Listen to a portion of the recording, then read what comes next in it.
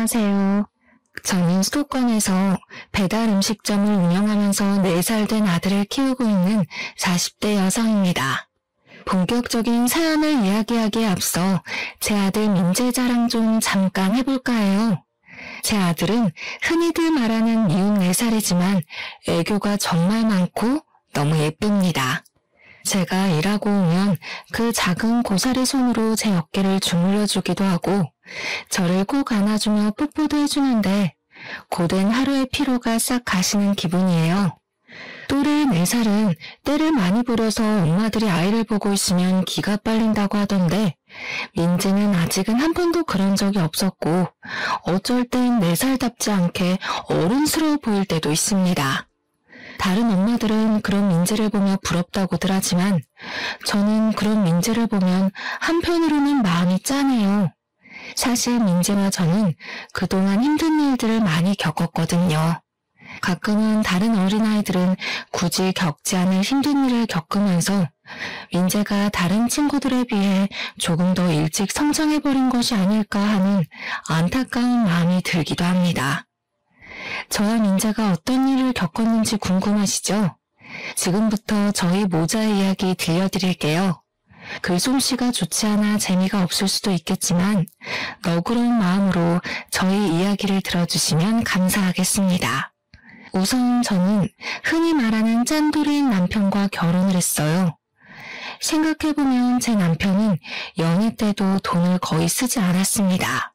우리의 데이트 코스는 항상 국밥집에다 공원이었고 기념일이라고 해서 특별히 레스토랑을 가거나 선물을 주고받거나 하지 않았어요. 그래도 큰 불만은 없었던 것이 사실 우리 집도 잘 사는 형편은 아니었고 그 당시에는 남편에게 푹 빠져서 같이 보내는 시간 자체가 참 좋았습니다. 그러다가 우리는 결혼을 생각하게 되었고 신혼집은 제가 살던 집으로 정했는데 그 집은 저 혼자 20살 때부터 자취하며 돈을 모아 마련한 제 명의의 집이었어요. 비록 변두리이고 구축의 투룸이기는 하지만 남편과 제 회사가 가까웠고 근처에 대형마트나 편의점 등의 각종 편의시설이 많아서 둘이 살기에는 만족스러웠습니다. 또한 집을 구한다고 대출을 추가로 받지 않아도 되니 살림에도 큰 보탬이 되었죠. 그렇게 결혼을 한 후 남편은 공과금만 반절 내고 생활비는 한 푼도 주지 않았습니다. 사실 신혼 초에는 남편이 생활비 주지 않는다고 해서 큰 문제가 되지 않았어요. 그 당시 저는 대출이 하나도 없었고 저도 회사에 다니며 돈을 벌고 있었으니까요. 하지만 남편은 아직 학자금 대출도 남아있었고 영업사원이라 겉으로 보이는 것이 중요하다며 대출에 할부를 받아 외제차에 명품 시계를 차고 다녔습니다. 그래서 남편은 돈 나갈 일이 많았고 저는 돈 나갈 일이 거의 없었기에 부부라면 이 정도는 당연히 감수해야 한다고 생각했어요. 우리는 결혼 후 친정은 지방에 계시니 거의 가지 못했고 시댁에는 자주 갔습니다. 저의 시어머니는 정말 아들 사랑이 유별났어요. 밥을 먹을 때도 항상 남편 앞에만 고기 반찬이 가득했고 제 앞에는 김치만 있었죠. 제가 고기라도 먹으려고 하면 꼭 고기 반찬을 남편 앞으로 끌어다 놓았습니다. 먹을 것으로 사람을 차별하는 것도 참 서러운데 더 서러운 것은 시어머니의 말이었어요. 하루는 밥을 먹는데 자기 아들이 먹어야 할 고기를 제가 자꾸 먹자 뭔가 얄미우셨는지 제게 이런 말을 하시더라고요. 우리 아들 고기 좀 먹이게 줘봐. 아휴, 하긴 중구석에 고기가 있기나 했겠니? 너도 참 우리 아들 만나서 횡재지 뭐. 중구석에 살다 온 네가 수도권에서 이런 대졸자 남편 만난 게 얼마나 행운이야, 안 그래? 재준이도 고기 좋아하지만 저도 고기 좋아하고요. 저 어릴 때 시골에서도 고기 많이 먹었으니 저희 친정 무시하지 마세요. 그리고 어머니, 수도권에서 살아온 대졸자인 재준이나 시골에서 태어나 고졸자인 저나 월급 차이는 그다지 차이 없어요. 게다가 지금 저희 사는 집도 은행 대출 하나 없이 제 명의로 된 제 집인 거 아시죠? 부부가 네 집 내 집이 어딨어? 그냥 부부가 같이 사는 집이지. 그리고 너는 남편에게 재준이가 뭐냐, 재준이가. 깍듯이 서방님이라고 불러. 목대 먹은 것, 시어머니 말에 한마디도 지지를 않아, 지지를. 너는 옛날에 우리 시할머니랑 있었으면 이미 한 대 맞았다, 이년아. 시어머니는 동갑인 남편에게 꼭 서방님이라고 부르라고 하질 않나. 말끝마다 수도권 출신의 대학교도 졸업한 남편을 얻은 것을 감사히 생각하라는 식의 말씀을 하셨어요. 저는 이런 이야기를 들으면 기분이 썩 좋지 않아 시어머니한테 저의 생각을 당당히 말을 했고, 그럴 때마다 시어머니는 괜히 트집을 잡으며 저의 길을 꺾어 놓으시려고 했습니다. 하지만 그래도 이 당시에는 시어머니가 엄청 싫지는 않았어요. 왜냐면 저의 시댁은 명절이라고 특별히 음식 장만을 하거나 제사를 지내는 것도 아니었고, 만나도 거의 외식을 하니 다른 집처럼 며느리가 설거지를 다 해야 하는 경우는 없었거든요. 사실 이 당시 회사 동료의 시어머니들은 며느리가 들어왔으니 없던 제사도 만들고, 원래는 먹지도 않던 명절 음식도 만들고, 생전하지 않던 김장도 했었기에 오히려 그런 시어머니들에 비하면 점잖아 보였고 나쁘지는 않아 보였습니다. 그러다가 시어머니에게 처음으로 정이 뚝 떨어진 사건이 있었어요. 사랑으로 남편의 짠돌이 성향이 충분히 극복이 가능했던 신혼생활 중 제가 임신을 했어요. 입덧과 허리 통증으로 힘들었지만 회사에 계속 다녔고, 시간이 흘러 어느덧 임신 8개월이 되었습니다. 슬슬 출산 준비를 해야 하는데 의사 선생님은 아기를 보시더니 뱃속의 아기가 이미 너무 크다며 유도분만을 권하셨어요. 그래서 남편과 제 회사 상황에 맞춰 적당한 날짜를 잡고 시어머니에게 유도분만할 것이라고 말을 했습니다. 아기가 뱃속에 있는데 약을 넣어서 출산하는 게 어딨어? 그게 말이 되니? 혹시 우리 집 장손이 잘못되면 어떡해? 나는 우리 재준이 낳을 때 그냥 힘주니까 쑥 나오더라. 너도 그러면 되지 무슨 약까지 넣어서 애를 낳으니? 안 된다. 절대 안 돼. 저도 유도분만으로 낳으면 더 많이 아프고 힘들다고 해서 하기는 싫은데 그래도 상황이 어쩔 수 없잖아요. 뱃속의 아기가 이미 너무 많이 커서 자연분만으로 하다가는 아기도 저도 위험해진다고 하는데 어떻게 무작정 자연분만을 고집해요. 그거 다 병원에서 돈 받아 먹으려고 하는 수작이야, 수작. 그 수작에 넘어가기는 안 되겠다. 내가 직접 가서 의사한테 말을 해봐야겠어. 네가 어리바리하고 어른 없이 혼자 다니니까 의사가 너한테 장사하는 거야. 시어머니는 제 다음 검진일에 산부인과까지 따라와서 의사 선생님께 자연분만을 해야 한다고 말을 했습니다. 의사 선생님은 처음엔 아이가 커서 위험하다고 좋게 말했지만 그래도 시어머니가 끝까지 자연분만을 해야 한다고 고집하자 그러다가 아기도 죽고 산모도 죽을 수도 있다고 하며 다들 죽는 꼴 보고 싶으면 그렇게 하시라고 단호하게 말씀했어요. 그날 집에 오면서 시어머니는 저에게 도대체 몸 관리를 어떻게 했길래 아기가 그 모양까지 컸냐고 하며 저를 구박했습니다. 물론 틈틈이 운동을 못한 제 잘못도 있긴 하지만 솔직히 오전 9시부터 오후 6시까지 사무실에서 일하고 나면 저도 피곤하고 집안일도 태산인데 언제 운동을 할 수가 있나요? 집안일 한 번 도와주지도 않았으면서 꼭 제가 몸 관리 잘못해서 그런 것처럼 타박하시니 참 속상했습니다. 어찌됐든 시간이 흘러 드디어 분만하는 날짜가 왔어요. 친정 부모님은 아침 일찍부터 오시라고 했으나 갑자기 일이 생겨서 밤에나 오실 수 있다고 했고 시어머니와 남편이 보호자로 병원에 왔습니다. 본격적인 진통이 시작되면서 태어나서 처음 느껴보는 엄청난 고통이 쓰나미처럼 밀려오는데 정말 이러다가 죽을 것 같았어요. 대충 이미 출산한 언니들로부터 진통에 관한 이야기는 들었지만 이런 엄청난 진통이 오리라고는 상상조차 못했습니다. 진통이 없을 때는 거의 기절해 있다가 진통이 올 때는 짐승처럼 울부짖었던 것 같아요. 그런데 더 큰 문제는 아기가 도통 내려오지 않았습니다. 게다가 저는 오랜 시간 진통을 겪어내느라 힘이 빠져 있었고 뱃속의 아기는 심박수가 매우 불안정한 상태였어요. 의사 선생님은 이대로 가다가는 위험할 것 같으니 수술을 해야 할 것 같다고 하며 시어머니와 남편에게 말했습니다. 수술은 무슨 수술이에요? 보호자인 내가 허락 못해요. 보호자가 허락 안 하면 어쩔 건데요? 현재 우리나라 법상 산모님만 동의하시면 의사의 판단하에 언제든 제왕절개 가능합니다. 지금 산모분 호흡도 불규칙적이고 아이가 위험해요. 이러다가 아기도 산모도 위험해집니다. 그러니 지금 바로 수술 진행하겠습니다. 아니, 그래도 안 된다니까요. 애를 억지로 약 넣어서 출산하는 것도 기가 막힐 노릇인데 수술까지 해서 애를 낳아요? 나 때는 그냥 힘만 줘도 잘 나왔는데 얘는 얘가 멍청해서 그런지 왜 이리 못해? 야, 주희야, 그렇게 힘드니? 힘 좀 팍 줘보라고. 수술이 말이 되니 지금?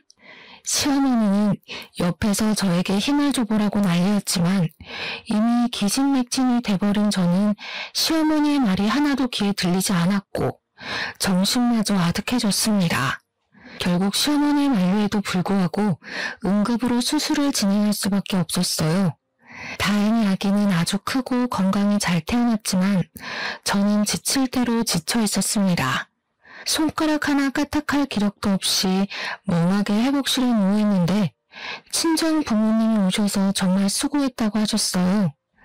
수술로 출산했으면서 수고는 무슨. 우리 집 장손이 수술로 나와서 장손이 멍청해지진 않았나 몰라. 사돈, 말씀이 너무하신 거 아니에요? 수술이라도 건강히 나오면 됐지 무슨 멍청해지니 많이 하세요. 사돈이야말로 세상 물정 모르는 소리 하시네요. 자고로 아기는 자연분만을 해야 건강하고 똑똑하게 자란다고요. 이제 한번 보세요. 수술로 태어났으니 분명 멍청하고 비실비실할 겁니다. 우리 집 장손을 그따위로 낳아서 큰일 났어요. 시어머니의 황당한 발언에 어이가 없었지만 병원이기도 하고 옆에 다른 산모들도 있어서 그냥 말을 말았습니다. 그날 밤 남편은 병원에 저와 같이 있으려고 했으나 시어머니가 우리 아들 힘들어서 안 된다고 하며 남편을 시댁으로 데리고 갔어요. 아빠는 우리 집으로 가시고 병실에는 엄마와 저 둘이서만 있었는데 엄마가 제 산후조리를 해주고 싶다고 하셨습니다. 사실 산후조리원에 가려고 했으나 생각보다 금액이 너무 비쌌고 평소에 몸이 건강했었기에 산후조리는 안 해도 금방 회복이 될 것으로 생각해서 산후조리원을 예약하지 않았거든요. 엄마는 산후조리를 제대로 하지 않으면 평생 후회할 것이라고 하며 직접 해주시겠다고 했어요. 저는 굳이 힘들게 그러실 필요 없다고 했지만 2주일 정도는 시간적 여유가 있다며 걱정하지 말라고 하셨습니다. 그렇게 엄마는 저와 함께 병원 생활을 하시고 퇴원 후 우리 집에 가셨어요.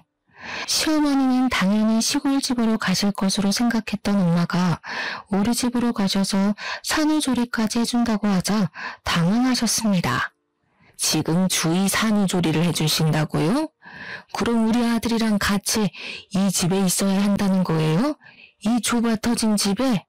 당연히 친정엄마인 제가 산후조리를 해줘야지 누가 해준답니까? 그리고 김서방도 같이 있으면서 자네 아들 민재 어떻게 목욕시키고 하는 건지 좀 배우게. 우리 아들이 그런 것을 어떻게 해요? 그리고 이 집에 장모랑 같이 있으면 얼마나 우리 아들이 불편하겠어요? 어디 잠이나 한번 편하게 잘 수 있겠어요? 게다가 우리 아들은 매운 음식 좋아하는데 산모 있으면 그런 음식도 못 먹잖아요. 그럼 곤란한데? 민재가 주희만의 아들도 아니고 둘이 같이 낳았는데 당연히 둘이 같이 키워야죠. 같이 아기 보고 해야지 어떻게 주희 혼자 전원으로 아기를 봐요. 저 젊을 때는 재준이 낳고 판이라고 그랬어요. 자연분만도 아니고 수술로 나왔는데 뭐가 힘들다고. 아무래도 안 되겠어요. 그냥 우리 재준이는 제가 데리고 갈게요. 사돈 2주일 동안 계신다고 했죠? 그럼 그 시간 동안 제가 재준이 데리고 재준이 먹이고 할 테니까 2주일 동안 모녀간에 좋은 시간 보내세요. 시어머니는 기어이 남편을 데리고 시댁으로 가버렸습니다. 엄마는 한숨을 쉬며 저를 안쓰러운 눈빛으로 바라보셨고 저는 괜찮다고 억지로 웃음을 보였지만 엄마는 그래도 걱정이 한가득하였어요. 그렇게 2주일 후 엄마는 집으로 가시고 남편과 시어머니가 왔습니다. 저는 아직 모유수유 중이라 매운 음식을 못 먹는데 시어머니는 매운 갈비찜에 닭발을 잔뜩 만들어서 가지고 왔더라고요. 산모에 대한 배려는 하나도 없이 자기들 입맛에만 맞춰서 생활하는데 정말 얄미웠어요. 그 뒤로도 남편은 회사 다녀와서 단 한 번도 민재의 목욕은 물론 집안일조차 하지 않았습니다. 오히려 집에 오면 회사 일 때문에 스트레스 받는다고 바로 컴퓨터 앞에 앉아 게임만 했어요. 저는 그런 남편에게 정확히 일을 지시하며 시키려고 했지만 남편은 항상 피곤하다며 짜증을 냈습니다. 그렇게 2달이 지났고 어느덧 저의 출산 휴가도 끝나갔어요. 저는 시어머니에게 민재를 부탁해볼까 했으나 시어머니는 제가 말을 꺼내기도 전에 허리 아프니 절대 아기를 맡길 생각은 하지도 말라고 했습니다. 베이비시터도 마음에 드는 사람이 없었고 결국 아직 100일도 안 된 민재를 어쩔 수 없이 어린이집에 보냈어요. 어린이집 적응 기간이 끝나고 저는 회사에 복귀했는데 민재가 자꾸 아팠습니다. 한 번은 폐렴까지 와서 입원해야 했고 결국 저는 이러한 상황들 때문에 어쩔 수 없이 회사를 관두게 되었어요. 회사를 관두고 집에 있는데 시어머니한테 전화가 왔습니다. 너는 집에 있으니 참 편하겠다. 무슨 애 하나 출산했다고 회사를 관두니? 나 때는 민재 낳고도 업고 밭일도 하고 시부모도 모시고 다 했어.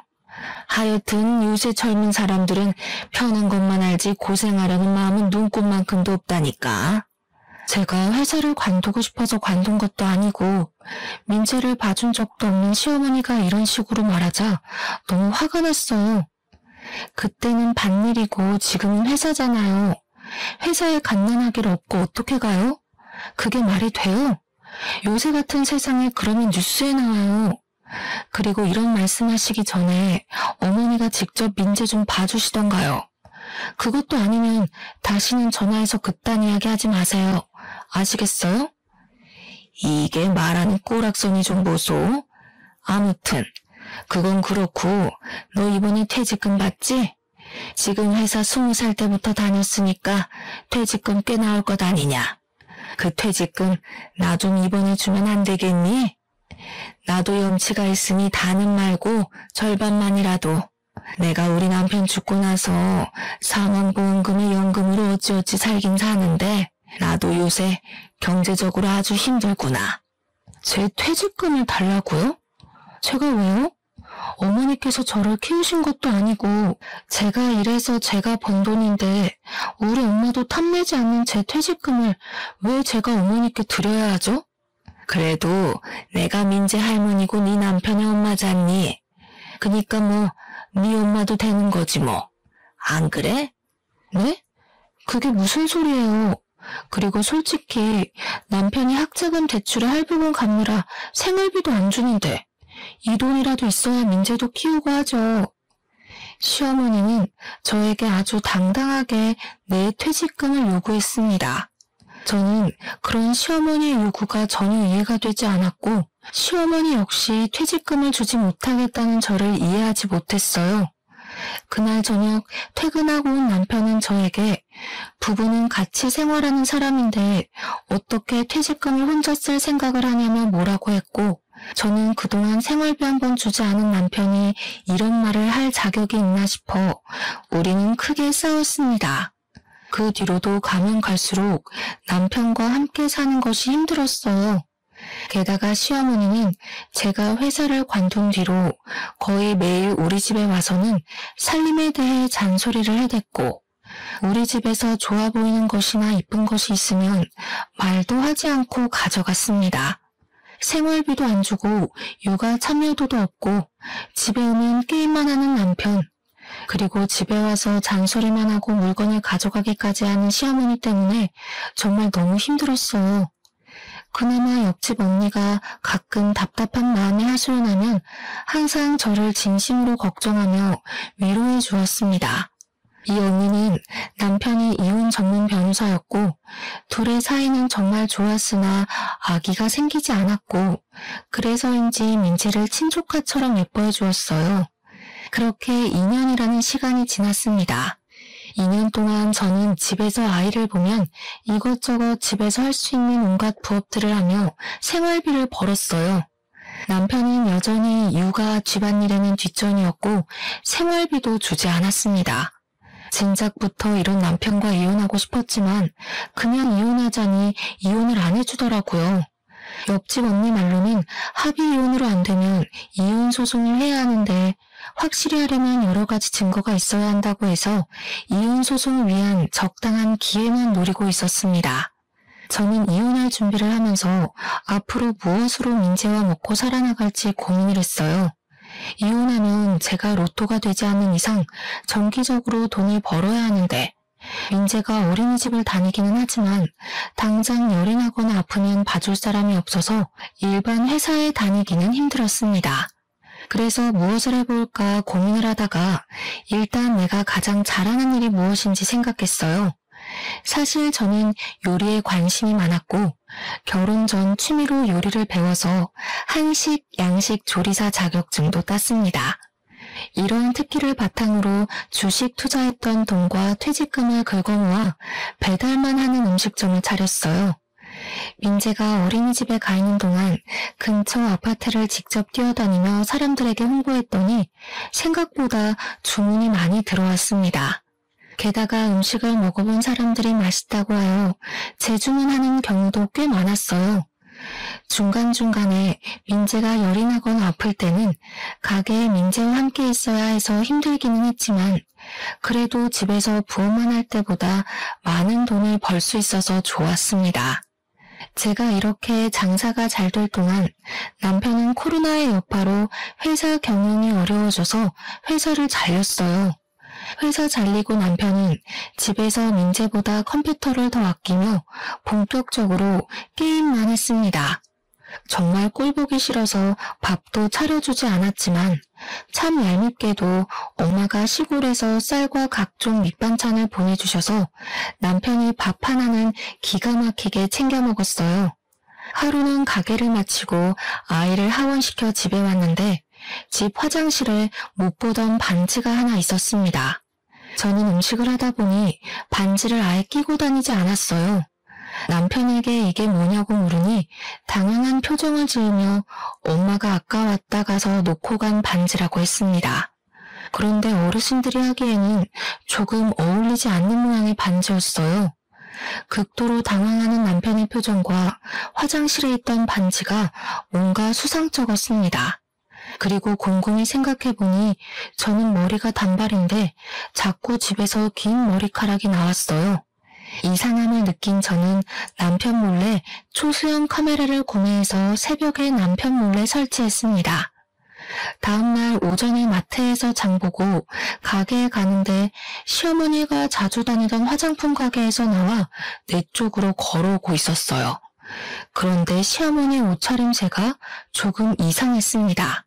날씨가 엄청 더운 날이었는데 시어머니는 가디건을 입고 있더라고요. 저는 시어머니에게 다가가 이 날씨에 긴팔 가디건을 입고 안 더우시냐고 했더니 자기는 나이 먹어서 춥다고 했습니다. 그러다가 지나가던 아이와 시어머니가 부딪혔는데 시어머니의 품에서 고가의 아이크림, 영양크림에서부터 각종 조그만 화장품들이 우르르 쏟아졌어요.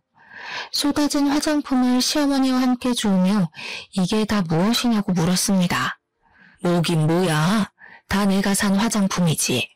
저 화장품 가게에서는 화장품을 샀는데 쇼핑백 같은 데에도 안 넣어줘요?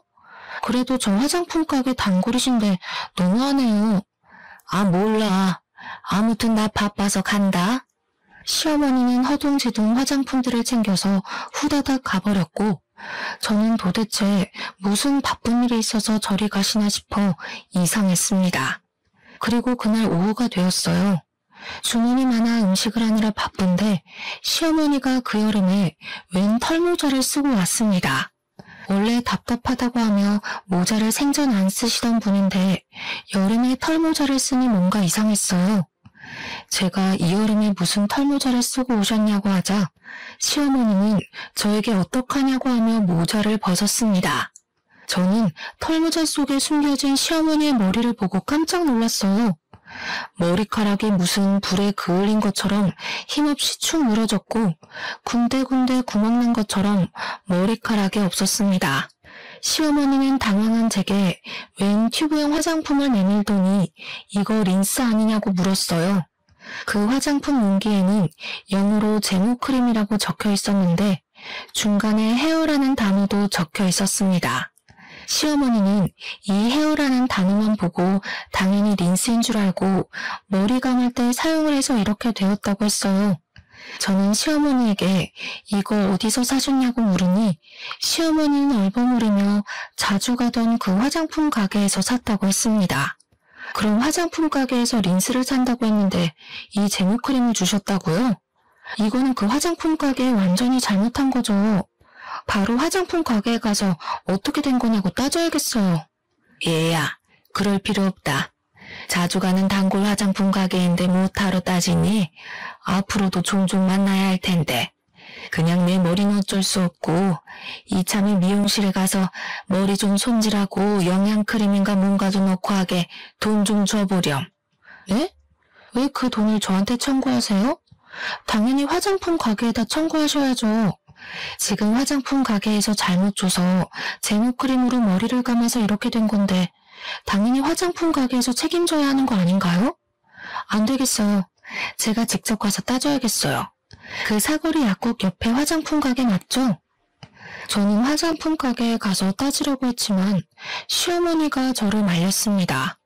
원래 시어머니 성격상 이런 일 당하면 끝까지 따질 사람인데 그냥 있는다니까 이게 무슨 일인가 싶었어요. 저는 화장품 가게에 가려고 했으나 시어머니가 끝까지 말리기도 했고 배달 주문도 들어와서 그냥 가만히 있었습니다. 시어머니가 가시고 혼자 일을 하는데 그날따라 주문이 많아서 식재료가 부족했어요. 그래서 마트에 장 보러 갔다가 시어머니의 단골 화장품 가게를 잠깐 들렸습니다. 마침 집에서 쓰던 샴푸도 떨어지고 도대체 어쩌다가 제모크림을 린스로 착각하고 건넸는지 궁금했거든요. 들어가 보니 젊은 여직원 뒤로 시어머니가 썼던 튜브형 제모크림이 있었습니다. 저는 여직원에게 혹시 저 제모크림도 파는 거냐고 했더니 이 제품은 인기가 없기도 하고 유통기한이 지나서 팔지 않는 것이라고 했어요. 시어머니는 분명 여기서 저 제모크림을 샀다고 했는데 정우는 제모크림은 파는 것이 아니라고 하는 것이 이상했습니다. 저는 여직원에게 시어머니의 이름을 말하며 혹시 아느냐고 물었어요. 여직원은 시어머니를 잘 안다면서 원래 이 화장품 가게는 여직원의 어머니가 운영했었고 여직원의 어머니와 시어머니는 고등학교 동창이었다고 합니다. 동창이라는 이유로 시어머니는 매일 화장품 가게를 찾아왔는데 사실 여직원의 어머니는 시어머니를 그다지 좋아하지 않으셨대요. 시어머니가 와도 매출을 올려주는 것도 아니었고 이래야 하는데 샘플만 왕창 요구하며 정신이 하나도 없게 만들었다는 것입니다. 그래도 동네 장사이다 보니 시어머니가 오면 어쩔 수 없이 친절하게 응대를 해왔고 그러다가 여직원의 어머니가 몸이 안 좋아져서 이 화장품 가게는 여직원이 운영하게 되었다고 해요. 시어머니는 그 뒤로도 종종 와서 여직원에게 친한 척하며 엄마는 샘플을 항상 많이 챙겨줬다면서 샘플을 달라고 했다고 합니다.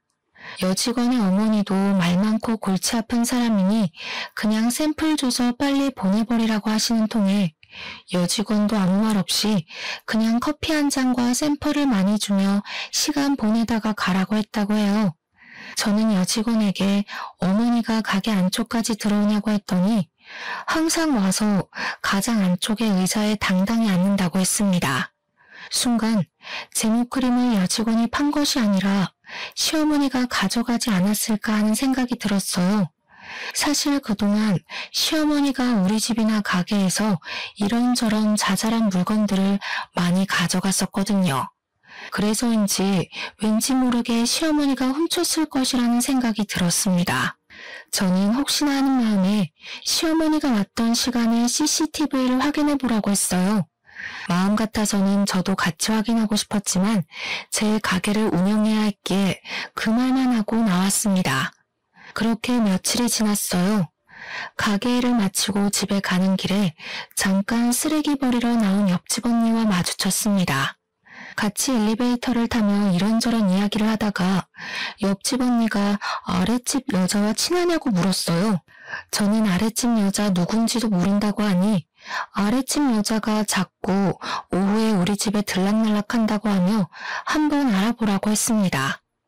옆집 언니와 헤어지고 집에 들어가려는데 갑자기 화장실에 있던 반지, 짧은 내 머리와는 다르게 긴 머리카락이 자꾸 나오던 것이 생각났어요. 저는 이전에 설치하고 입고 있었던 몰래카메라를 바로 확인하고 싶었지만 남편이 있으니 참았다가 다음날 민재를 등원시키고 가게로 출근해서 몰래카메라를 돌려봤습니다.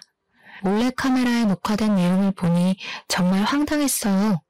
옆집 언니의 말대로 제가 가게에서 일하는 그 시간에 우리 집에 아랫집 여자가 왔더라고요.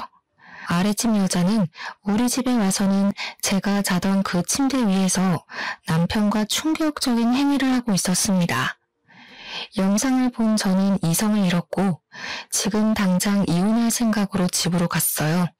어차피 민재에게도 전혀 도움이 되지 않는 아빠인데다가 생활비도 한 푼 주지 않고 남남처럼 지내서 언제든 이혼하고 싶었지만 남편이 이혼은 안 된다고 해서 어쩔 수 없이 질질 끌고 온 결혼 생활이었잖아요.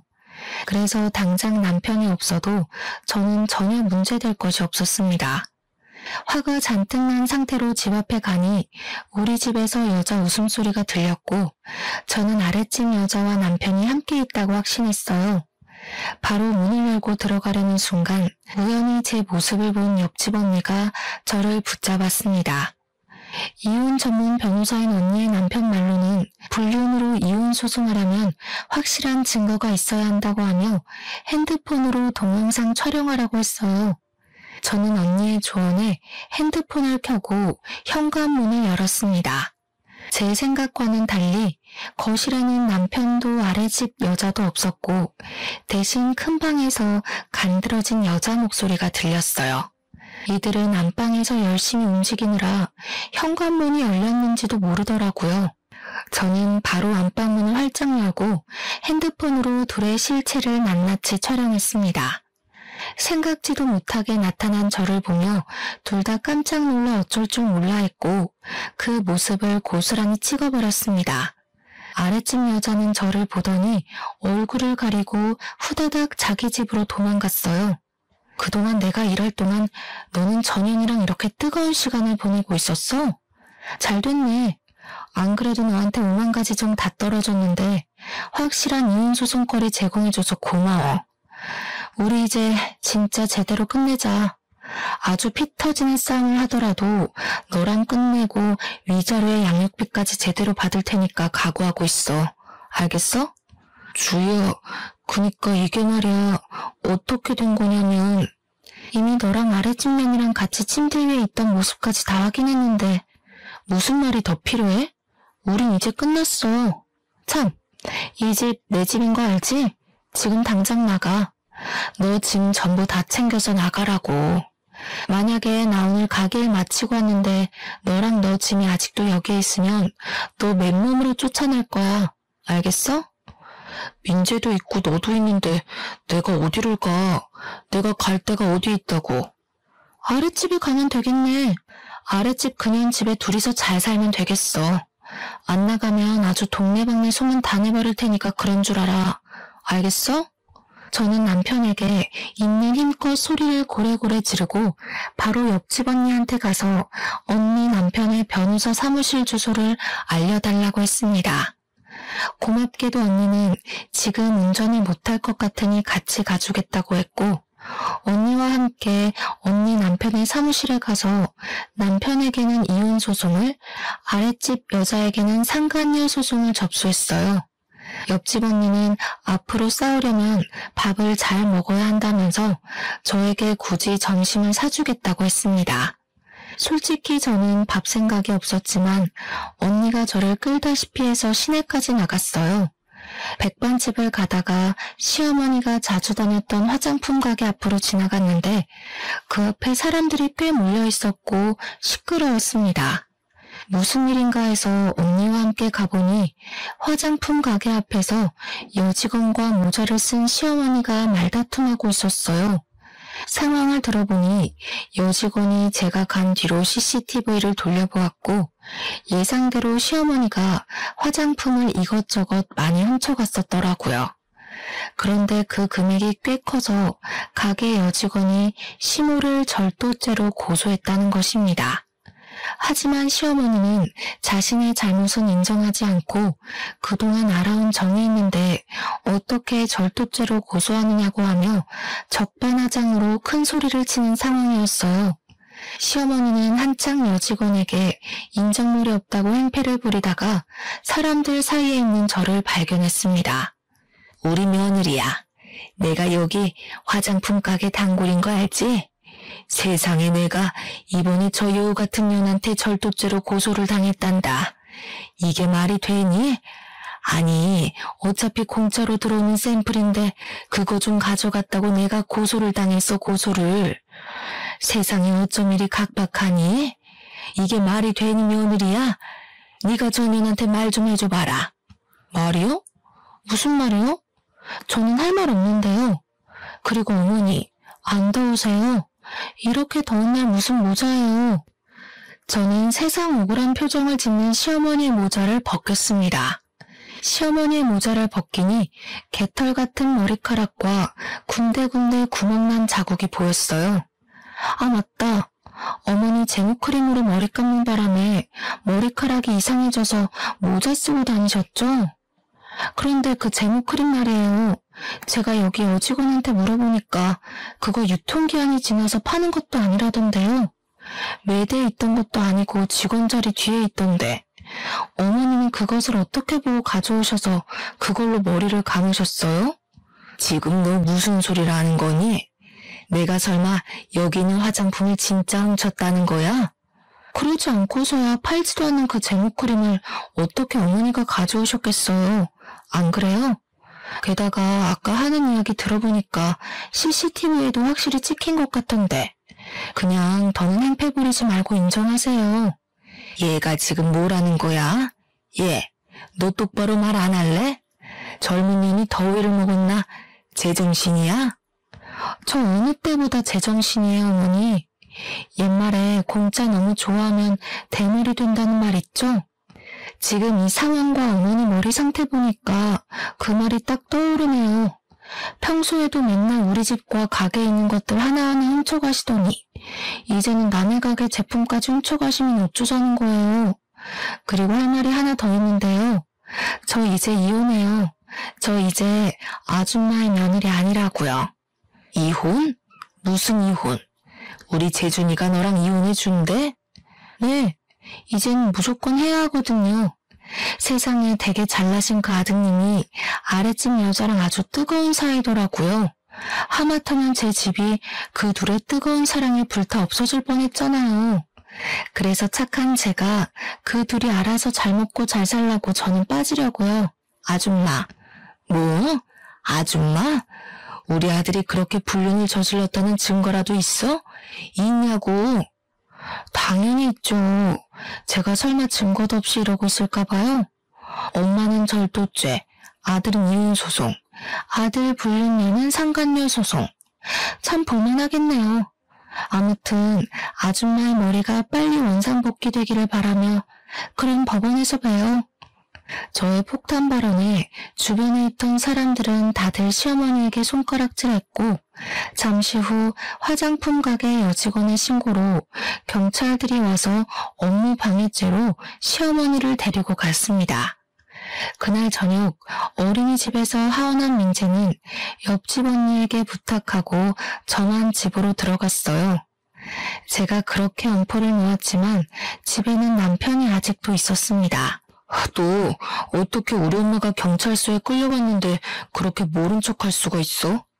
아줌마라고도 하면서 내 이야기도 했다면서? 이제 우리 이혼할 건데 너희 엄마가 경찰서에 끌려가든 감옥에 가든 그게 뭔 상관이야. 그리고 너 내가 나가라고 했지. 안 나가? 나 너랑 절대 이혼 못해. 안 해. 절대 이 집에서 한 걸음도 못 나가. 남편은 저에게 절대 나가지 않겠다고 강력히 주장했습니다. 저는 그런 남편이 그동안 애지중지했던 컴퓨터 모니터를 그대로 뽑아와서 바닥에다가 내던졌어요. 야, 너 어떻게 이 모니터를 이렇게 박살낼 수가 있어? 이게 얼마짜린데? 그래봤자 그냥 컴퓨터가 컴퓨터지. 너같이 게임에만 정신 팔린 인간을 더는 내 아들의 아빠로 두고 볼 순 없어. 당장 나가. 안 나가면 나 본체도 던져버릴 거야. 본체는 그냥 아파트 베란다에서 던져버려야겠다. 저는 정말 본체를 던져버릴 기세로 베란다 문을 열었습니다. 남편은 저의 모습에 벌벌 떨며 컴퓨터가 있는 방문을 닫고 잽싸게 저를 막아서더라고요. 그러면서 지금 당장 나가겠다고 하며 본체를 챙겼습니다. 남편의 그런 모습을 보니 어이가 없기도 하고 기가 막히더라고요. 게임에 정신 팔린 놈. 너는 사람보다 본체가 더 소중하냐? 너 같은 놈이 어떻게 우리 민재 아빠가 되었는지. 그거 들고 당장 꺼져. 너 짐들이랑 이혼 서류는 너네 엄마 집에 다 보내줄 테니까 이혼 서류 작성해서 법원 앞에서 보자. 다시는 내 앞에 나타나지 마. 한 번만 더 나타나면 나 너 머리털 한 올 한 올 다 뽑아버릴 거야. 알겠어? 그리고 우리 민재 앞에도 얼쩡대지 마. 민재 앞에 나타나는 순간 나 너 얼굴 프린트해서 이 아파트 단지 내에 다 붙여놓을 거야. 남편은 나의 엄포에 기다시피 해서 나갔고 저는 바로 남편의 모든 짐을 박스에 대충 구겨 넣어 시댁으로 보내버렸습니다. 그리고 저는 밤새 남편의 모든 흔적을 다 치워버렸어요. 그 뒤로 저는 옆집 언니 부부의 도움을 받아 무사히 이혼소송, 상간녀 소송을 진행할 수 있었습니다. 시간이 흐른 지금 시어머니는 기나긴 재판 끝에 징역 6개월형이 선고되었어요. 남편은 이혼소송 끝에 위자료와 양육비를 지급하라는 판결을 받았고 당연히 제 집에서 쫓겨났습니다. 시댁에 들어가서 살려고 했으나 시어머니도 재판을 받으면서 경제적으로 많이 어려워져 집을 팔아버렸더라고요. 그래서 남편은 자신이 끌고 다니던 자동차와 시계, 컴퓨터까지 다 팔고 고시원에 들어가서 어찌어찌 살고 있습니다.